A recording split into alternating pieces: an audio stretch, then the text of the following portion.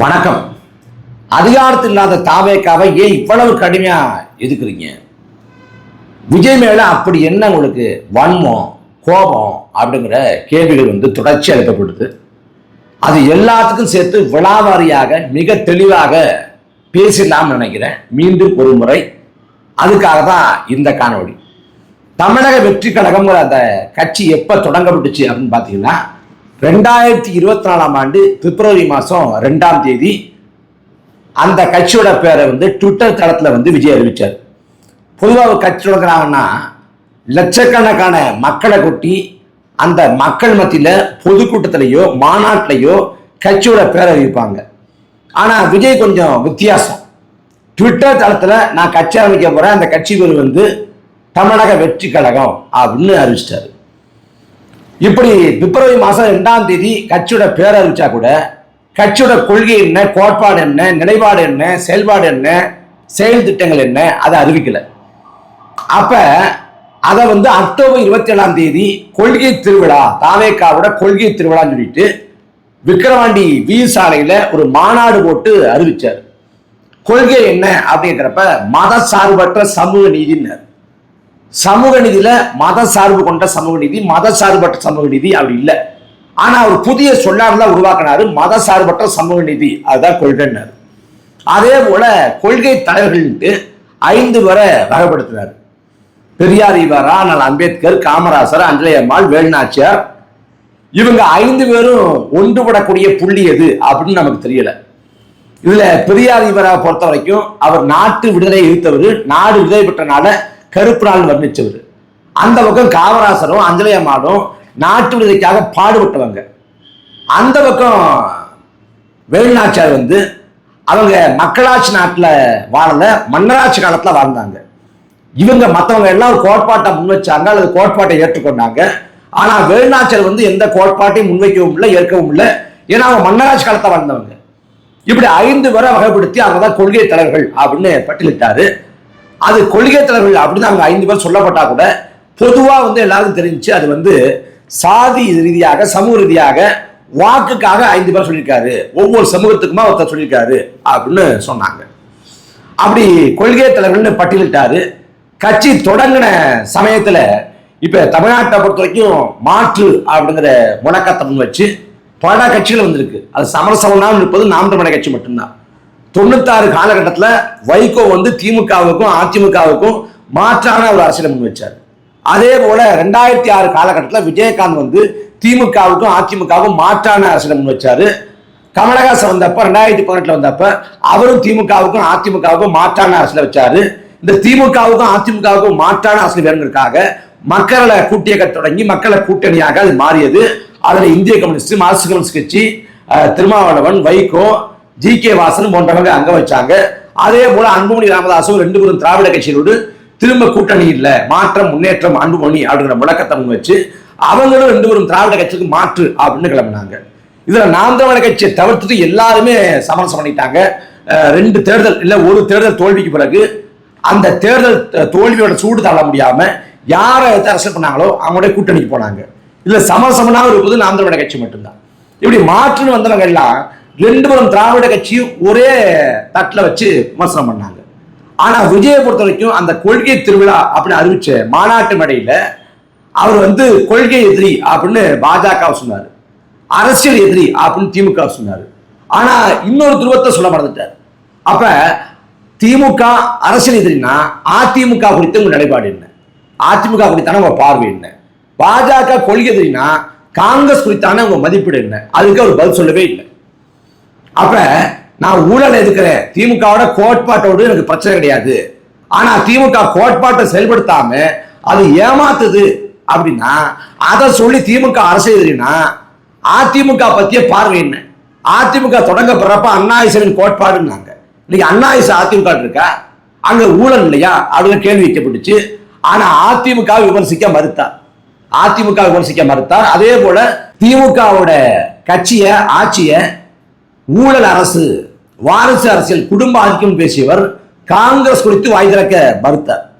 மோதிலால் நேரு, இந்திரா காந்தி, ராஜீவ் காந்தி, சஞ்சய் காந்தி, சோனியா காந்தி, பிரியங்கா காந்தி, ராகுல் காந்தின்னு ஒரு குடும்பம் ஆதிக்கம் செய்யுது காங்கிரஸ்ல, அது குறித்து பேச மறுத்தார். அதாவது பாஜக பத்தி பேசுவாரு, ஆனா காங்கிரஸ் பேச மாட்டாரு. இந்த பக்கம் திமுக பத்தி பேசுவாரு, அதிமுக பத்தி பேச மாட்டாரு. இதுவே அவர் நம்பகத்தன்மையை தொடக்கத்திலே கேள்விக்குள்ளாக்குச்சு. அதுல அவர் அந்த கொள்கை திருவிழான்னு போட்ட மாநாட்டில் அவர் அறிவிப்பு செஞ்சார்.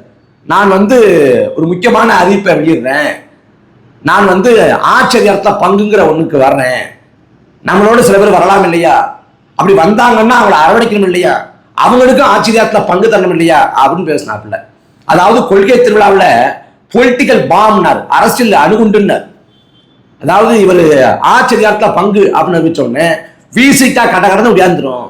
அதே போல இந்திய கம்யூனிஸ்ட், மார்க்சிஸ்ட் கம்யூனிஸ்ட் கட்சி, வைகோ எல்லாரும் விஜய் தலைமையேற்று வந்துருவாங்க, ஏன் காங்கிரஸ் வந்துடும், அப்ப நாம ஒரு தனி அணியம் வச்சு நாம போட்டி போடலாம் அப்படின்னு கணக்கு போட்டாரு. இந்திய கம்யூனிஸ்ட் கட்சி, மார்க்சிஸ்ட் கம்யூனிஸ்ட் கட்சி, வைகோ, திருமாவளவன் யாரும் வரல, அங்கிருந்து வெளியேறல. அப்ப அவங்க வரல, என்ன பண்றதுங்கிறப்ப ரெண்டாவது ஒரு தெரிவு ஆப்ஷன், அதிமுக தலைமையேற்று போயிடலாம். அதிமுக தலைமையேற்று போய் சரிவாத இடங்கள் இல்ல சரிவாத இடங்களுக்கு அருகாமல் இருக்கக்கூடிய ஒரு 80-90 இடங்களை வாங்கிக்கிட்டு அதிமுகவுடன் கூட்டணி போயிடலாம். அப்படி கூட்டணி போயிட்டு ஆட்சி அதிகாரத்தில் பங்கு கேட்கலாம், துணை முதலமைச்சர் பொறுப்பேற்கலாம், இல்ல 2 ஆண்டு காலம் நாம முதலமைச்சர் இருக்கலாமான்னு கேட்கலாம். இப்படின்னு பல கணக்குகளை போட்டாங்க. இப்படி அதிமுக கூட்டணி போகலாம்ங்கிற ஒரு மனக்கணக்கு இருந்ததாலதான் அதிமுக குறித்து விமர்சிக்கவே இல்லை. இதுக்கு இடையில குறுக்க இந்த கௌசிக்கு வந்தாங்கிற மாதிரி அதிமுகவை கவி கொண்டு போனது, கொத்தி கொண்டு போனது பாஜக சேர்ந்ததால பாஜகவோடு சேர முடியாத நிலைமை விஜய்க்கு வந்துருச்சு. அதுக்கு பிறகு யாரு கூட்டணிக்கு வர்ற மாதிரி தெரியல. அப்ப என்ன பண்ணலாம் பாக்குறப்ப தனிச்சு போயிட வேண்டிய நிலைக்கு இப்ப தள்ளப்பட்டுட்டார். இப்ப அதிமுக பாஜக கூட்டணி இறுக்கம் பெற்ற பிறகு கடைசி 1.5 ஆண்டு 1.25 ஆண்டு கழிச்சு அதிமுகவை ஊழல் சக்திங்கிறது. அதிமுக ஊழல் சக்தி, ஊழல் கட்சி, மாற்று கருத்து இல்லை. ஆனா அந்த அதிமுகவோட தலைவராக இருந்த அம்மையார் ஜெயலலிதாவை இதே தாவேகா உள்வாங்கி கொள்ளுது. அதிமுக அமைச்சரவையில் 2021 ஆண்டு வரைக்கும் இருந்த செங்கோட்டையனை கட்சியை சேர்த்து முதன்மை பொறுப்பு தர்றாங்க. ஆனா அதிமுக கட்சி ஊழல், ஆட்சி ஊழல்னா இது என்ன மாதிரி தர்க்க நியாயம்? அந்த முதல் மாநாட்டில் ஈவரா, அண்ணல் அம்பேத்கர், காமராசர், அஞ்சலை அம்மாள், வேலுநாச்சியார் 5 கொள்கை வழிகாட்டினாங்க. 2வது மாநாடு போட்டார், எங்கன்னா மதுரையில். அந்த மாநாட்டில் புதுசா தேர்தல் வழிகாட்டிகள் அப்படின்னு சொல்லிட்டு அண்ணாவையும் எம்ஜிஆர் சேர்த்துக்கிட்டாங்க. 67 அண்ணா வெற்றி விட்டாரு, 77 எம்ஜிஆர் வெற்றி விட்டாரு. அந்த 67 திரும்ப போகுது, 77 திரும்ப போகுதுன்னாங்க. எங்க 67 எப்படிங்க நீ முன்தாரணமா காட்டலாம்? 67 தேர்தல் அங்க காமராசர் தோத்து போனாரு. உங்க கொள்கை தலைவராக இருக்கக்கூடிய காமராசர் தோத்து போன தேர்தலை நீங்க எப்படி முன்தாரணமா காட்டலாங்கிறப்ப அந்த 67 தேர்தலில் தோத்து போன காமராசருக்கு நாங்க அவருக்கு மரியாதை செய்யும் விதமாக, காமராசர் தோல்விக்கு நாங்க பழிவாங்கும் விதமாக நாங்க நீதி கேட்க போறோம். நாங்க 67 தோத்து போன காமராசர் 69 நாகர்கோயில் மக்களவை இடைத்தேர்தலில் போட்டி போட்டு வெற்றி பெற்றார். நாகர்கோயில் மக்களவை இடைத்தேர்தலில் போட்டி போட்டு வெற்றி பெற்றார். ஆனா அந்த வரலாம் எங்க தெரிய போகுது சொல்லிவிட்டாங்க. இப்படி தொடக்கத்திலே அந்த கட்சி ஒரு குழப்ப நிலைப்பாடு, ஒரு தெளிவான தீர்க்கமான நிலைப்பாட்டை வைக்கல. கோட்பாடை பொறுத்த வரைக்கும் திராவிடமும் தமிழ் தேசியம் கண்கள் அப்படின்னாரு. எப்படி 2 கண்கள் அப்படின்னா இது வரைக்கும் பதில் இல்லை. திராவிடம்னா என்ன, தமிழ் தேசியம்னா என்ன, அந்த கேள்விகளுக்கும் அவங்ககிட்ட பதில் கிடையாது. அதே போல தாவேகா பொறுத்த வரைக்கும் முழுக்க ரசிகர் மன்றத்தை அப்படியே கட்சியா மாற்றி வச்சிருக்காங்களே ஒழிய அந்த ரசிகர்களை தொண்டர்களாக, அரசியல் படுத்தப்பட்ட நிர்வாகிகளாக இப்போது வரைக்கும் மாத்தல. அதனால தேவையில்லாத இடையூறுகள், அதாவது திருச்செந்தூர் கோயிலுக்கு சாமி கூட போறப்ப அங்க போய் ஒருத்தன் தாவேகான்னு கத்துறேன். அலங்கநல்லூர் ஜல்லிக்கட்டு காலை அடக்க போறப்ப அங்க போய் ஒருத்தன் இந்த தாவேகாவோட கொடியை காட்டுறேன். ஒருத்தன் தீ மிதிக்கிறப்ப அந்த கொடியை காட்டுறேன். மற்ற கட்சிக்காரங்க வாகனங்களை போனாங்கன்னா அங்க டிவிக்கேன்னு கத்துறான், படம் பார்க்க போனா டிவிக்கேன்னு கத்துறான், கிரிக்கெட் பார்க்க போனா அங்க கொடியை காட்டுறான், டிவிக்கேன்னு கத்துறான். இப்படி எல்லா இடத்துலையும் மற்ற கட்சிகள் தான் இருக்குது, கட்சிகளுக்கு கொடி இருக்குது, அவங்களுக்கு முழக்கம் இருக்குது. ஆனா அவங்க எல்லாம் செய்யாத ஒரு இடையூறை இந்த தாவேகாங்கிற குற்றம் செய்யுது. முழுக்க அரசியல் படுத்தப்படாத ஒரு கூமட்டை கூட்டமா இருக்கு. அவன்கிட்ட மக்களவைக்கும் மாநிலங்களுக்கு என்ன வேறுபாடு அப்படின்னு கேட்டா அவனுக்கு தெரியாது. அவன் சுத்தமா தெரியாது, அடிப்படையே தெரியாது. தமிழ்நாட்டில் 234 தொகுதி இருக்கா அப்படின்னு கேட்டா அப்படியான்னு கேட்பான். தமிழ்நாட்டில் எத்தனை தொகுதி வெற்றி பெற்றா திமுக வீழ்த்து நீங்க ஆட்சியை பிடிக்கலாம் அப்படின்னு கேட்டா அதுக்கு பதில் தெரியாது. இப்படி முழுக்க அரசியலற்ற கூட்டம் அரசியலுக்குள்ள நுழையுது. அவங்க அரசியல்படுத்த எந்த வேலையும் விஜய் செய்யல. அவங்க அரசியல்படுத்தப்பட்டுட்டாங்கன்னா அவங்க விஜய் தலைமையேற்று இருக்க மாட்டாங்க. இது தவறான அரசியல் விலகி போயிடுவாங்க. அதனால அவங்க அப்படியே வச்சுக்கணும்னு வேலை பார்த்தார். அவங்க பண்ற குரங்கு சேட்டை, டிரான்ஸ்பார்மர் மேல ஏறுறது, மரத்து மேல ஏறுறது, இந்த மாதிரி குரங்கு சேட்டை பண்றாங்க. அதெல்லாம் ரசிக்கிறாரு, ஊக்கப்படுத்தாரு விஜய். நீ மேல இருந்து கீழே இறங்கினா தான் நான் முத்தம் கொடுப்பேன் அப்படின்னு. அப்ப அவரே அந்த பரப்புரை வாகனத்தை போறப்ப ஒளி விளக்க போட்டு அணைக்கிறார். அத அணைக்கிறப்ப கூட்டம் எல்லாம் வாகனத்துக்கு இருக்கக்கூடிய கூட்டம் ஆறுபுரிக்குது, தலைவா மூஞ்ச காட்டு தலைவா, லைட்டா போட்டு தலைவான்ட்டு. உன்னை மூஞ்ச காட்டினோட தலைவா நன்றி தலைவா அப்படின்னு கத்துறாங்க. இதெல்லாம் பார்த்து சிராகிச்சு ரசிக்கிறார். அவன் பண்ற இந்த கோமாளித்தனங்களை, குரங்கு சேட்டைய, பைத்தியகாரத்தனத்தை முழுக்க அதை கண்டிக்காது ஊக்கப்படுத்தக்கூடிய தலைவராக விஜய் இருந்தார். இப்படி தொடக்கத்திலே மிக மோசமான அரசியலா இருந்துச்சு. நாம் தமிழக கட்சியை பொறுத்த வரைக்கும் தமிழக வெற்றி கழகம்னு பேர் அறிவிச்சப்ப நாங்க எதிர்க்கல, வாழ்த்து தெரிவிச்சோம். ஆனா தொடக்க நிலையில கட்சியோட கொள்கை அறிவிக்கிறதுக்கு முன்னாடியே எதிர்த்தது திமுகவோட அமைச்சர்கள், முக்கிய நிர்வாகிகள் அவங்க விமர்சனம் பண்ணாங்க. நான் கூட தொலைக்காட்சி வார்த்தை கேட்டேன், பார்ப்பன அல்லாத அமைச்சரை, பார்ப்பன அல்லாத அரசியல் பேசப்பட்ட தமிழ்நாட்டில் ஒரு பார்ப்பனர் கமலஹாசன் கட்சியுடன் வர்றப்ப கூட திராவிட இயக்கங்கள் இந்த அளவுக்கு எதிர்னையாற்றல. ஆனா பிற்படுத்தப்பட்ட சமூகத்தை சேர்ந்த விஜய் வர்றப்பவே எதிர்த்து தெரிவிக்கணும். அது கொள்கை கோட்பாட்டை அறிவிச்சா தவறா இருந்தா அப்புறம் எடுத்துக்கலாம் அப்படின்னு சொன்னேன். அப்படி கொள்கை கோட்பாடு பிழையா இருக்கிறது என்று தெரிஞ்ச பிறகுதான் நாம் தமிழக கட்சி எதிர்க்க தொடங்குகிறது, விமர்சிக்க தொடங்குகிறது. அது வரைக்கும் விமர்சிக்கல. இதுல அவங்களோட செயல்பாட்டோட தொடர்ச்சியாக 2025 ஆண்டு செப்டம்பர் 27 கரூர்ல அந்த கூட்டத்துக்குள்ள சிக்கி 41 பேர் இறந்து போறாங்க. எல்லாருக்கும் தெரியும், 8 குழந்தைகள் உட்பட. அந்த அந்த மரணங்கள் விபத்து. விஜய் திட்டமிட்டு அவங்களை கொன்னாருன்னு யாரும் சொல்லல. அப்படிப்பட்ட விமர்சனத்தை அப்படிப்பட்ட யாருமே வைக்கல. விஜய் திட்டமிட்டு கொண்டாருன்னு. விஜய் தாமதமா வந்தாரு, அந்த தாமதம் திட்டமிடப்பட்டது, அதன் வெளிப்பாடாக 41 பேர் செத்து போனாங்கிறது விமர்சனம். அப்ப அந்த மரணம் நிகழ்ந்துட்ட பொழுதுல ஒரு தலைவனாக, ஒரு பொறுப்பு கொண்ட ஒரு தலைவனாக, ஒரு குடிமகனாக, ஒரு நல்ல மனிதனாக அந்த இறந்து போனவங்க உடம்பை பார்த்து கண்ணீர் விட்டு அழுது அவங்க உடம்புக்கு மாலை போட்டு, இறந்து போனவங்களை கட்சிக்காரங்க இருந்தாங்கன்னா அவங்க உடம்புக்கு கட்சி கொடியை போத்தி, அதுக்கு பிறகு அவங்களுக்கு நிகழ்வு எடுத்து தமிழ்நாடு முழுக்க அவங்களுக்கு நினைவேந்தல் செஞ்சு கட்சி கொடியை அரக்கம்பத்துல பறக்க விட்டு, இப்படி அடிப்படையா ஒரு கட்சி என்ன பண்ணுமோ அதை பண்ணிக்கணும். ஆனா மரணம் நிகழ்ந்த செய்தி கேள்விப்பட்ட உடனே விறுவிறுன்னு ஓடிட்டார் விஜய். களத்தை விட்டு வெளியேறிட்டார். கட்சிக்காரன் போற அலைவேசி அணைச்சிட்டு ஊரை விட்டு ஓடிட்டான். கரூர் மருத்துவமனையில திமுக, அதிமுக, காங்கிரஸ், பாஜக, நாம் தமிழக கட்சி, இன்னும் பிற இயக்கங்கள், சமூக செயல்பாட்டாளர்கள், பொதுமக்கள்னு எல்லாரும் இருக்கிறாங்க. ஆனா தாவேகா சேர்ந்த ஒருத்தன்ல எல்லாரும் ஓடிட்டான், எல்லாம் ஓடிட்டான். அதுக்கு முதல் 2 நாள் கழிச்சு ஒரு காணொலி போடுறாரு விஜய். அந்த காணொலியில இந்த மரணங்களுக்கு தார்மீக பொறுப்பேற்கிறேன், தெரிந்தோ தெரியாமலோ என்னால அந்த மரணம் நிகழ்ந்துருச்சு, இந்த மரணங்களுக்கு பொறுப்பேற்கிறேன் அப்படின்னு ஒரு வார்த்தை சொல்லல. அதே சமயத்துல சமூக வலைதளங்கள்ல அங்க சதி நிகழ்ந்துருச்சு, சதி நிகழ்ந்து விஜயை முடக்க பாக்குறாங்க, இல்ல இவங்களை எங்கேயோ செத்து போனவங்க, உடம்பு கொண்டாந்து இங்க போட்டு தேவையில்லாம விஜய் மேல படிய போடுறாங்கன்னு அந்த மரணத்துக்கான பொறுப்பை தட்டி கழிக்க ஒரு புதிய கட்டுக்கதையை கட்டவிழ்த்து விட்டது தாவேகாவோட தலைமை. அதை முழுக்க அப்படியே கொண்டு போனாங்க. அப்ப அந்த இடத்துல 41 பேர் செத்து போயிட்டாங்கிற அந்த குறைந்தபட்சமான அந்த குற்ற உணர்ச்சியோ, உறுத்தலோ, தயக்கமோ, அந்த கவலையோ, அந்த சோகமோ இல்லாம விஜய் பேசிய காணொலி, அதுக்கு பிறகு அவங்க ஏமாத்துற விதமா செயல்பட்ட நடவடிக்கைகள், இதை பார்க்கிறப்ப மனசாட்சி கொண்ட யாருக்கும் கோபம் வரும். கோபத்தை தாண்டி வன்மம் பெருக்கெடுக்கும். அதுதான் வன்மம் வருது நமக்கு. என்னடா கண்முன்னே உயிர் போச்சு, அதுக்கு பொறுப்பேற்க மாட்டாங்களா? இப்ப ஒட்டுமொத்தமா விஜய் இந்த விக்கிரவாண்டி மாநாட்டில் தொடங்கி இப்ப கடைசி நடைபெற்ற சேலம் கூட்டம் வரைக்கும் பார்த்தா 52 பேர் செத்து போயிட்டாங்க. 41 பேர் கரூர்ல, மற்ற இடங்கள்ல பதாகம் வைக்கிறப்ப இறந்து போன ஆளு, வர்றப்ப விபத்துல இறந்து போன ஆளு அப்படின்னு மொத்தம் 52 பேர். 52 பேர் சாவுல ஒருத்தர் வீட்டுக்கு கூட விஜய் போகல. ஒருத்தர் வீட்டுக்கு விஜய் போலங்க. கடைசியா சேலத்துல சுராஜ் நினைக்கிறேன், இதே விஜய் கட்சியை சேர்ந்த நிர்வாகி தான் அவர் இறந்து போறாரு. அந்த இறப்புக்கு ஒரு இரங்கல் வைக்க கூட விஜய் வெளியில நிர்மல்குமார் போட்டு முடிச்சு விட்டார். அங்க கரூர்ல இறந்து போறப்ப 10 லட்சமா அறிவிக்குது அரசு. 10 லட்சமா, நீ 20 லட்சம் கொடு அப்படின்னு அறிவிக்கிறார் விஜய். ஆனா இங்க சுராஜ் இறந்து போறப்ப வெறும் 5 லட்சம். அந்த 5 லட்சம் வாங்கவும் சுராஜோட குடும்பத்தார் போராட வேண்டி இருந்தது. அன்னைக்கு கரூர் விட்டு ஓடி போனார். கேட்டது காவல்துறை சொல்லிச்சுன்னார். இப்ப சுராஜ் இறந்து போனார்ல சேலத்துல, அவர் குடும்பத்தார் ஏன் பார்க்கல? அவர் இறந்து கிடந்து போய் மருத்துவமனைக்கு போகல. அவர் குடும்பத்தார் ஏன் பேசல? ஏன் பேசலன்னா அதுக்கு திரும்ப இல்லை. அப்ப முழுக்க முழுக்க ஒரு மனிதாபிமானத்தோட எப்படி செயல்படணுமோ அப்படி விஜய் செயல்படவே இல்லை. ஒரு கட்சி தலைவராக எப்படி செயல்படணுமோ அப்படி செயல்படவும் இல்லை. இங்க வலதுசாரி இயக்கங்கள் இருக்கு, போராட்டங்கள் மீது நம்பிக்கையற்ற இயக்கங்கள், வலதுசாரி இயக்கங்கள். அவங்க போராடுறவங்கள பயங்கரவாதி, தீவிரவாதி, ஆன்டி இந்தியன், நகர்ப்புற நக்சல், தேச விரோதிகள் 1000 அவர்களை அள்ளி தெளிப்பாங்க. ஆனா ஒருவேளை அவங்க அந்த போராட்டத்தின் மூலமா லாபம் அடைய நினைச்சாங்கன்னா அந்த வலதுசாரிகள் பாஜக, RS போன்ற சல்பரிய அமைப்புகளை சேர்ந்தவங்க கூட களத்துக்கு போய் போராடுறவங்களுக்கு ஆதரவு தெரிவிப்பாங்க. அப்படிதான் தூய்மை பணியாளர் போராட்டத்துக்கு ஆதரவு தெரிவிச்சாங்க.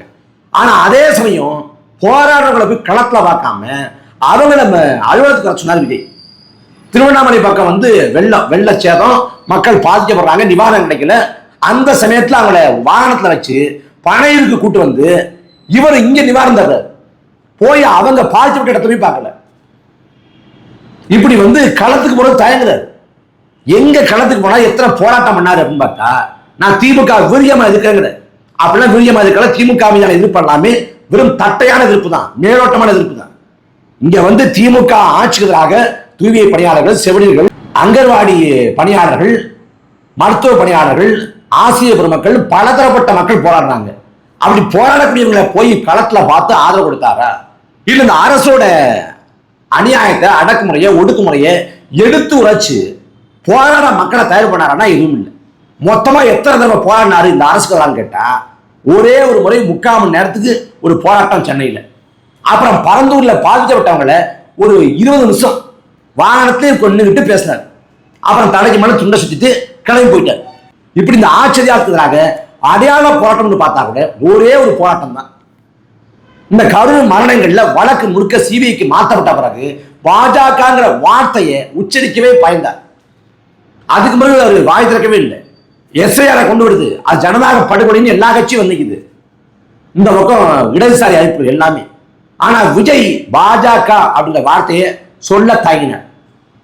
அதே போல வந்து திருப்பரங்குன்றத்தை பொறுத்த வரைக்கும் திருப்பரங்குன்றத்தை வந்து இன்னொரு அயோத்தியா மாத்துவோம் அப்படின்னு சங்பரி அமைப்புகள் வந்து கொக்கரிக்குது. ஆனா அந்த சமயத்துல அது குறித்து எந்த நிலைப்பாட்டையும் சொல்லாது கள்ள மௌனம் சாதித்தார் விஜய். வாயே திறக்கல, அதை பத்தி வாயே திறக்கல. அப்புறம் வந்து ராகுல் காந்தி அவரோட தான் ரொம்ப இணக்கம் பாராட்டுறாரு. ராகுல் காந்தியோட கூட்டணி வைக்க விரும்புறாரு. ராகுல் காந்தி பார்லிமெண்ட்ல பேச அனுமதிக்கப்படல. அந்த சமயத்துல மாணிக் தாகூர் போன்ற ஆட்கள், தாவேக்காவை ஆதரவாக பேசக்கூடிய மாணிக் தாகூர் போன்ற ஆட்கள் வந்து கடுமையாக எதிர்நாட்டுறாங்க. அதன் விளைவாக மாணிக் தாகூர் மீது இடைநீக்கம் அப்படின்னு சபாநாயகர் பார்லிமெண்ட்ல இருக்குது. அப்ப அந்த மாணிக் தாகூருக்கு ஆதரவாக பேசல. அசாம்ல இவர் கிறிஸ்தவமாக தான் நமக்கு பெருசாக நம்பிக்கை இருக்கிறது. அசாம் போன்ற மாநிலங்கள்ல கிறிஸ்துமஸ் அன்னைக்கு வந்து தேவாலயங்களில் தாக்கம் கொடுக்கப்பட்டது. அதுக்கு ஒரு கண்டன அறிக்கை கொடுக்கல. கடைசியா இவரோட படம் ஜனநாயகன், அந்த படத்தை திட்டமிட்டு மத்திய பாஜக அரசு முடக்குது, உலகத்துக்கு தெரியும். ஆனா அதுக்கு வாய் திறந்து நான் கண்டிக்கிறேன்னு பேசல. அதை கண்டிச்சு பேசினவர் ராகுல் காந்தி. அவருக்கு நன்றி அப்படின்ற வார்த்தையும் சொல்லணும். இப்படி முழுக்க முழுக்க பயந்தாரு. அதை கடந்து கவினோட சாதி ஆணவ கொலை நடக்குது. அந்த ஆணவ கொலை நடக்கிற சமயத்திலேயே ஒரு நிகழ்வுல பங்கேற்கிறாரு. அதுக்கு பிறகு முதல்ல மாநாடு நடக்குது. ஆனா எந்த இடத்துலையும் கவினோட சாதி ஆணவ கொலை குறித்து பேசல. அது குறித்து எந்த அறிக்கையும் விடாது கடந்து போனார். ஒரு சிக்கல்ல வந்து நிலைப்பாடு வைக்கிறார். நிலைப்பாடு தவறா இருக்கு, பிழையா இருக்கு, அது மனுப்பலா இருக்கு, அது வேற. ஆனா ஒரு சிக்கல் நிலைப்பாடே சொல்லாம கடந்து போலாம் நினைக்கிறாருல்ல, அது எவ்வளவு பெரிய ஆபத்தானது. அப்ப களத்துக்கு போக மாட்டேன், களத்துக்கு போய் மக்களோட நிற்க மாட்டேன், போராட்டம் செய்ய மாட்டேன், போராடுறவங்களை பார்த்து ஆதரவு தெரிவிக்க மாட்டேன், கருத்திலா பேச மாட்டேன், கோட்பாட்டு வாதங்களை வைக்க மாட்டேன், ஊடகத்தை சந்திக்கவே மாட்டேன். ஊடகங்கள் வந்து விஜய் திரும்ப திரும்ப பேசிக் கொண்டிருக்கணும். ஆனா அந்த ஊடகங்கள்ட்ட விஜய் பேச மாட்டார். படங்கள்ல அவரோட படங்கள்ல கத்தி படத்துல 15 நிமிஷம் தொடர்ச்சியா 10 கால் சந்திப்பு காட்சி இருக்குது. படத்திலேயே மெர்சல்ல இருக்கு, சர்க்கார்ல இருக்கு. ஆனா நிஜத்துல ஒரு இடத்த கூட இல்லை. எல்லாத்தை விட அபத்தம், கரூர் மரணத்துல இறந்து போனவங்களை மாமல்லபுரம் ரெசார்ட்டு கூப்பிட்டு வச்சு இறந்து போனவங்களுக்கு இரங்கல் தெரிவிக்க ரெசார்ட்டு கூப்பிட்டாரு. இந்த கேடி கூத்து தமிழ்நாட்டில் அரங்கிருச்சு. இப்படி அவரோட அரசுங்கிறது முழுக்க முழுக்க தொடக்க காலம் தொட்டு இப்ப வரைக்கும் பிள்ளையா இருக்குது. திமுக அதிமுக தொடங்குறப்ப எல்லாம் வந்தான், அப்புறம் கெட்டு சீரழிஞ்சு போனான். ஆனா தாவேக்கா பொறுத்த சீரழிஞ்சே வர்றேன். திமுக அதிமுக அதிகாரத்துக்கு வந்து மக்கள் உயிர்களை காவு வாங்கினான். ஆனா தாவேக்கா அதிகாரத்துக்கு வரல, உயிர்களை காவு வாங்க. பனையூர் பண்ணையாரும் விமர்சிக்க அளவுக்கு தான் விஜயோட கள செயல்பாடு இருந்துச்சு. வீட்டை விட்டு வெளியே வாங்க விஜய், பனையூர்ல இருந்து விட்டு வெளியே வாங்க அப்படின்னு சொல்றாங்க. ஆனா உண்மையிலே விஜய் வீடு வந்து பனையூர்ல இல்ல, நீலாங்கரையில இருக்குது. பனையூர்ல அலுவலகம் தான் இருக்குது. அப்படி பனையூர் பண்ணையாரு, பனையூர் விட்டு வாங்க அப்படின்னு சொல்றப்ப நான் களத்துக்கு வரேன்னு விஜய் சொல்லல, என்ன வீட்டை விட்டு வெளில சொல்றாங்க. ஒவ்வொரு வீட்டுல இருந்து ஒரு விஜய் வருவான், விஜய் வருவான், அப்பவும் இவர் வர மாட்டாங்க. அப்புறம் சொல்றாரு என்ன வீட்டை விட்டு வர சொல்றாங்க, இந்த தமிழ்நாடே என் வீடுக்குது. அப்ப தமிழ்நாடே என் வீடு அப்படின்னு சொன்னாலும் அந்த கருத்துப்படியும் நான் வீட்டுக்குள்ள இருப்பேன்னு சொல்லுவாரு. இப்ப கடைசியா வந்து பேசுறப்ப நான் தான் தமிழ்நாடு, தமிழ்நாடு தான் நான் இல்லை. இந்த அகம்பாவமும் இந்த ஆணவமும் இந்த செருக்கும் இந்த திமிரும் எப்படி வந்துச்சு? எப்படி வந்துச்சு? நான் தான் தமிழ்நாடு தான். இந்த ஆணவம் வந்து ஜெயலலிதா கூட சொன்னது இல்லைங்க. ஜெயலலிதா வந்து மமதையா தலைக்கிழமை நடந்துக்குவாங்க. ஜெயலலிதா கூட நான் தான் தமிழ்நாடு, தமிழ்நாடு தான் நான் அப்படின்னு ஆணவத்தோடு பேசுறது இல்லை. நீங்க எந்த அடிப்படையில் பேசுறீங்க? தமிழ்நாட்டு மக்களுக்காக சொத்துக்களை அள்ளி கொடுத்தீங்களா? களத்துல ராப்பெல்லாம் போராடினீங்களா? சிறைக்கு போனீங்களா? என்ன பண்ணீங்க? இந்த மக்களுக்காக நீங்க பண்றது என்ன? 30 ஆண்டுகளும் படத்துல நடிச்சீங்க, மக்களை மகிழ்ச்சிங்க, அதன் விளைவா காசு சம்பாதிச்சீங்க, புகழை சம்பாதிச்சீங்க, பேரை சம்பாதிச்சீங்க. மற்றபடி இந்த மக்களுக்கு நீங்க செஞ்சது என்ன? ஒண்ணும் இல்லை. ஒரு வெள்ள காலத்துல, ஒரு பேரிடர் காலத்துல பணத்தை அள்ளி கொடுத்தீங்களா? களத்துக்கு போய் பெரிய அளவில் உதவி பண்ணீங்களா? கட்சி உடங்க போறேன்னு நெருக்கத்துல தூத்துக்குடி வெள்ளத்துக்கு போய் கொஞ்சம் கொடுத்தாரு, அதை கடந்து பெருசா பண்ணல. ஆனா நான் தான் தமிழ்நாடு, தமிழ்நாடு தான் நான். அப்புறம் என்ன விமர்சிச்சா, என்ன அசிங்கமா திட்டினா அது தமிழ்நாட்டு மக்களே திட்டுறதா, அது தமிழ்நாட்டு மக்களே திட்டுறது போலங்கிற. அப்ப நாம சொல்லலாம்ல, என்ன வந்து கமெண்ட்ல திட்டினா, என்ன விமர்சிச்சா அது தாவேக்காவோட தலைவர் விஜய் விமர்சிக்கிற மாதிரி நாம சொல்லலாம்ல. என்ன பைத்தியார்த்தமா? அப்ப அவரால் வந்து சிந்திச்சு பேச முடியாது. யாரோ எழுதி தர்ற வசனத்தை அப்படியே மனப்பாடம் பண்ணி கொண்டு படத்துல பேசுறது போல பேசுவார். அப்புறம் ஊடகத்தை சந்தித்து அவங்க கேட்கிற கேள்விக்கு அந்த நேரத்தில் எதிர்கொண்டு சமயோசித புத்தியோடு இந்த சிக்கலுக்கு நான் இப்படிப்பட்ட தீர்வு வைப்பேன், இந்த சிக்கலை இவ்வாறு அணுகணும், இது நாட்டில் பிரச்சனை என்று சொல்வதற்கான அறிவு, அரசியல் அறிவு, பொருளாதார அறிவு, நாட்டு மக்கள் பற்றிய அந்த தொலைநோக்கு பார்வை தூளி கூட இல்லை. இன்னும் சொல்ல போனா அரசியல் அறிவற்றவர் விஜய். நம்மால சொல்றாரு, ஒரு சந்தர்ப்ப சூழல் வந்து எதிரிய வந்து வீரனாக்காது, இது கோழைய வந்து வீரனாக்காது. ஒரு சந்தர்ப்ப சூழல் வந்து கோழைய வீரனாக்காது, வீரனை கோழையாக்காது. அவ யாருன்னு அடையாளம் காட்டுன்னு அது அடையாளம் காட்டியது. ஜனநாயகன் படத்துல எப்படி இவர் நடந்துகிட்டாரு, இந்த படம் முடக்கப்பட்டப்ப எப்படி நடந்துகிட்டாரு, கருவுல மரணம் நிகழ்ந்தப்ப எப்படி நடந்துகிட்டாருன்னு இந்த சந்தர்ப்ப சூழல் எல்லாம் விஜய் ஒரு அரசியல் கோழை என்று எடுத்துரைக்குது. அந்த கட்சி கைக்காங்க பாருங்க, தாவேகா தொண்டர்கள் இணையதளங்கள்ல அவருக்கு விர்ச்சுவல் வாரியர்ஸ் அவங்களுக்கு பேரு. விர்ச்சுவல் வாரியர்ஸ்னா இல்ல, எல்லாம் வைக்கிற வாரியர்ஸ் தான், வல்கர் வாரியர்ஸ் தான். ஒருத்த கூட திமுக ஆபாசமா எழுதுவான், ஆபாசமா பேசுவான். அவனுக்கு கேள்வி புரியும், பதில் தெரியாது. இவனுக்கு கேள்வியே புரியாது, ஒண்ணும் முடியாது. அவன் மாடு குத்துவான், கண்ட மேனிக்கு சகட்டு மேனிக்கு எங்க தலைவர் மாதிரி டான்ஸ் ஆட தெரியுமான்னு கேட்பான். எங்க தலைவர் வந்து கியூட்டா இருக்காருமா. இதுதான் நாட்டிற்கான தகுதி. இப்படி இந்த கட்சியோட செயல்பாடுகள் தொடக்கம் முதல் இப்ப வரைக்கும் தமிழ்நாட்டை பிற்போக்குத்தனமாக அழைத்து போற மாதிரி இருக்கு. இந்தியாவிலே ஒரு நடிகனை பார்க்க கூட்டம் கூட்டி இறந்து போடுறது தமிழ்நாட்டில் தான். தமிழ்நாட்டுக்கு எப்படிப்பட்ட பாரிய வரலாற்று பெருமை உண்டு. இந்தியாவோட அரசியலமைப்பு சட்டம் முதல் முறையாக திருத்தம் செய்யப்பட காரணமாக அமைந்தது தமிழ்நாடு. மொழிக்கிறதாக மிகப்பெரிய போராட்டத்தை இந்தியா இல்ல உலகம் முழுக்க வியந்து பார்க்கிற அளவுக்கு ஒரு பாரிய வரலாற்று போராட்டத்தை எடுத்தது தமிழ்நாடு தான். அதே போல வெள்ளக்காரனை எடுத்து பெரிய அளவில் களம் கண்டதும் சண்டையிட்டதும் இதே தமிழ்நாடு தான்.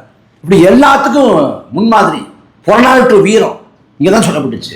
மானமும் வீரமும் உயிர்னு சொல்லப்பட்டது இங்கதான்.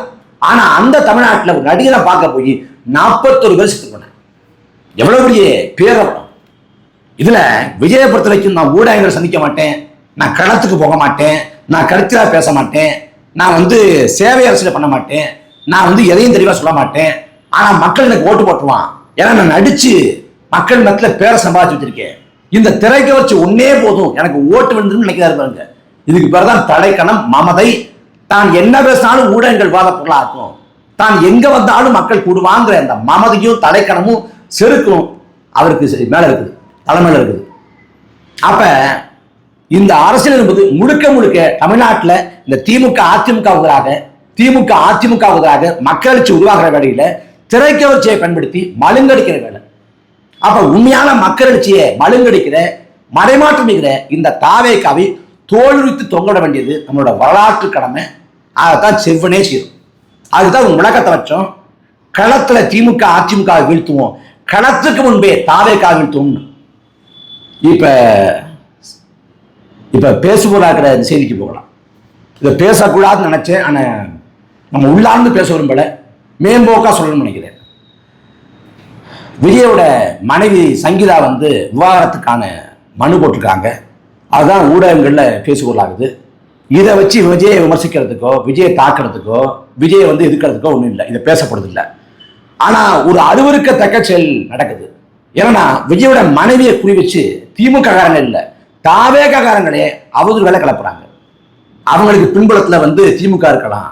அவங்க பாத்தீங்களா திமுக காரங்களோட நிக்கிறாங்கன்னு முரசொலி செல்வம் இறந்து போனதுக்கு சங்கீதா போன புகைப்படத்தை எடுத்து போட்டு அவர் மேல அவதூறு பரப்புறாங்க. அதாவது சங்கீதா மேல அவங்களுக்கு நோக்கம் விஜயை களங்கப்படுத்துவதோ இல்ல விஜய்ங்கிற நடிகனோட ஒரு கட்சி தலைவரோட பிம்பத்தை உடைப்பதோ இல்லை.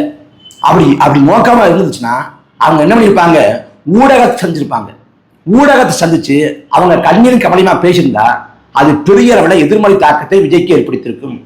ஆனா அவங்க ஊடகங்களை சந்திக்கல, எந்த காணொலியும் வெளியிடல, எந்த அறிக்கையும் கொடுக்கல. அவங்க விவாகரத்து கேட்டு மனு போட்டிருக்காங்க. அந்த மனுவில் சொல்லப்பட்ட விவரங்கள்லாம் ஊடகங்களை கசிந்ததால இதெல்லாம் தெரிய வந்துச்சு. இதுல அவங்கள ஒரு சாயம் பூசி அரசியல் உள்ளோக்கம் கற்பிச்சு அவங்களை இழிவா பேசுறதுலாம் ஒருபோதும் ஏற்படுவதில்லை.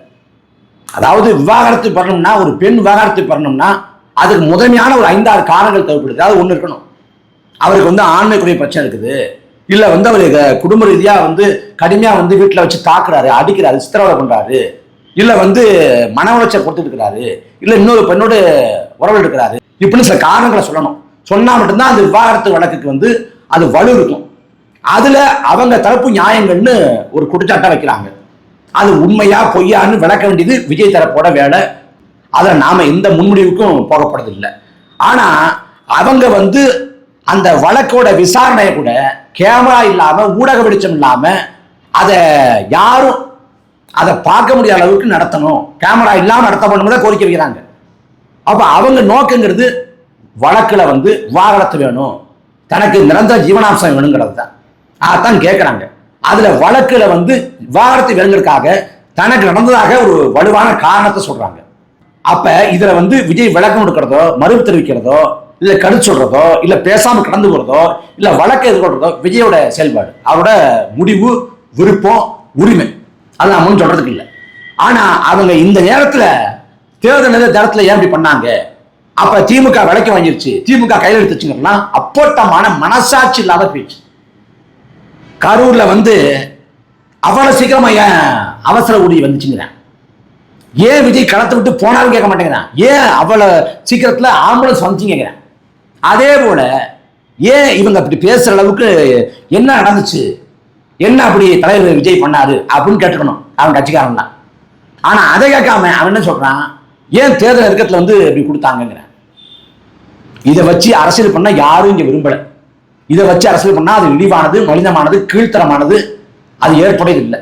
ஆனா இதை வச்சு விஜய் மேல ஒரு அனுதாப அலையையும் ஒரு பச்சாதாபத்தையும் உருவாக்கி திமுக எங்களை கார்னர் பண்ணுது, திமுக ஏழு விடுன்னு சொல்லிட்டு இதுலயும் ஒரு நரேட்டிவ் செட் பண்றது, திமுகவா தாவேக்காவன்னு கரூர் மனத்துல எப்படி செட் பண்ணாங்களோ அதே போல இதையும் செட் பண்ண நினைக்கிறாங்க.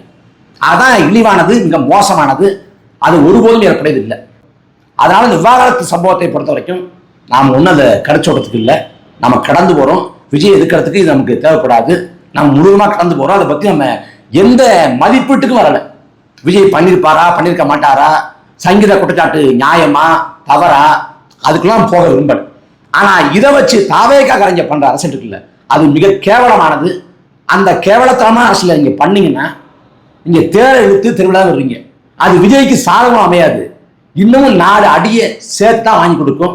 அதனால இந்த நேரத்திலேயாவது கொஞ்சம் மூடிக்கிட்டு அமைதியாக இருந்து தொடங்கி